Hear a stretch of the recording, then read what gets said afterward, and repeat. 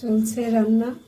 এটা হচ্ছে সিউইড, সামুদ্রিক শৈবাল, একদম শুকানো। আমি দেখাচ্ছি, এটা যখনই পানি দেব একদম পাতার মতো সবুজ হয়ে যাবে।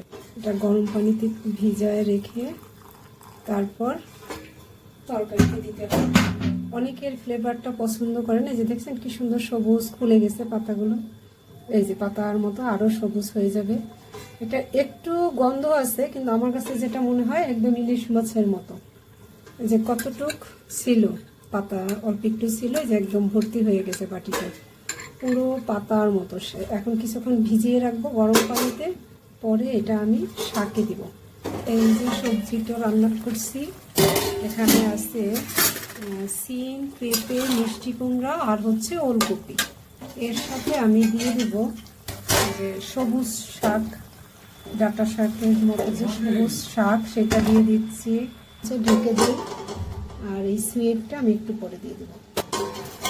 এই শাকটা হয়ে গেছে। সিউইড আসলে আমাদের দেশে অনেক পরিচিত না হলেও জাপান, কোরিয়া এইসব দেশে কিন্তু প্রচুর পরিমাণে খাওয়া হয়। আর এটা সমুদ্রের তলদেশে এক ধরনের উদ্ভিদ, যেটা শালক সংশ্লেষণ করতে সক্ষম।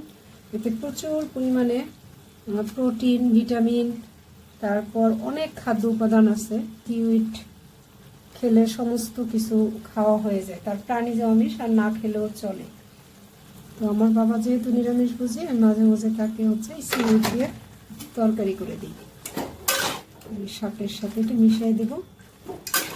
আর আমি এমনিতে অনেক বেশি রান্না করি না, এটা আরেকটু পরেই নামিয়ে ফেলবো।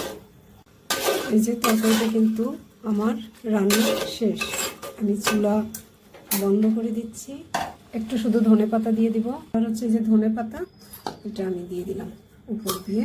চুলা কিন্তু আর অন করব না, একদম সব কিন্তু শুধুমাত্র একটুখানি সিদ্ধ করে নিয়েছি। আর এটা খাওয়ার আগে একটুখানি অলিভ অয়েল দিলেই রান্না শেষ। সিউইড দিয়ে আমাদের দেশি শাক সবজি।